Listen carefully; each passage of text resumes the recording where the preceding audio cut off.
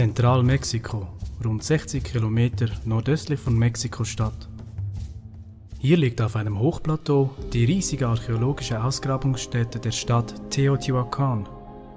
Gegründet um 100 vor Christus war Teotihuacan bis zu ihrem Niedergang zwischen dem 7. und 8. Jahrhundert nach Christus eine der größten Städte der antiken Welt, die in ihrer Blütenzeit über 150.000 Einwohner zählte.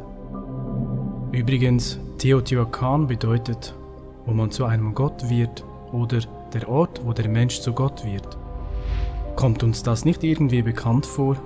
Na klar, die Lüge des Teufels im Garten Eden.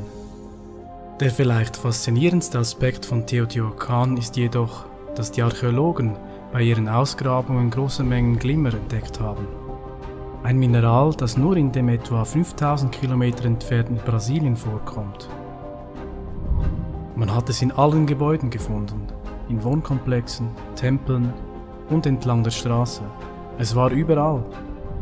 Diese Glimmerplatten wurden wahrscheinlich tausende Kilometer hierher geschafft und die nächste Bezugsquelle war Brasilien. Aber warum sollten sie das tun? Bestimmt nicht zu Dekorationszwecken, man konnte sie nämlich nicht sehen. Glimmer hat ein paar Eigenschaften, die es zu einem guten Isolator machen. Es verhindert die Weiterleitung des elektrischen Stroms. Außerdem ist es sehr hitzebeständig und kann daher beispielsweise für Ofenfenster verwendet werden. Es ist so klar, dass man hindurchsehen kann, während es gleichzeitig der Hitze und den elektrischen Entladungen standhält. Die NASA zum Beispiel verwendet Glimmer für ihre Raumschiffe. Ihre Unterseite ist komplett mit Glimmer ausgekleidet. Beim Wiedereintritt ist das ein perfekter Hitzereflektor. Aus welchem Grund wohl wurde es überall integriert?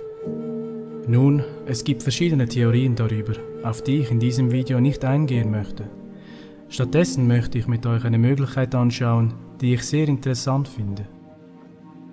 Wie es mir scheint, hatte der Teufel auch hier in Teotihuacan seinen Finger mal wieder im Spiel. Wieso sonst würde es wohl heißen, der Ort, wo der Mensch zu Gott wird? Das Gleiche hatten wir bereits beim Turmbau zu Babel. War das Turmbauvorhaben nicht auch ein Versuch der Menschheit, Gott gleichzukommen? Sollte ihr Vorhaben, den Turm bis in die Wolken hinaufzubauen, nicht auch dem Zweck dienen, sich vor einer erneuten weltweiten Flut zu schützen?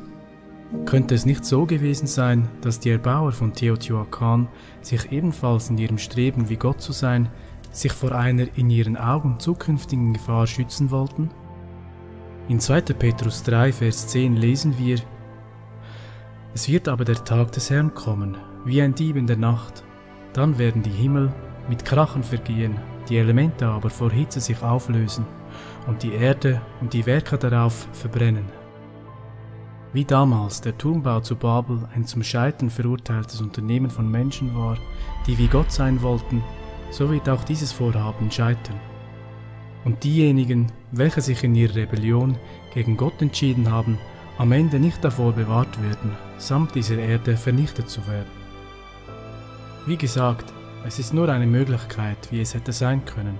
Schreibt uns doch in die Kommentare, was ihr davon denkt.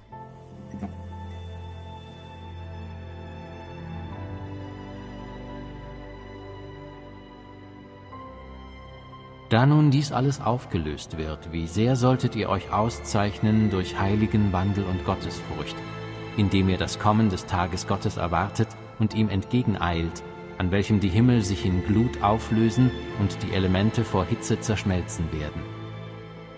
Wir erwarten aber nach seiner Verheißung neue Himmel und eine neue Erde, in denen Gerechtigkeit wohnt.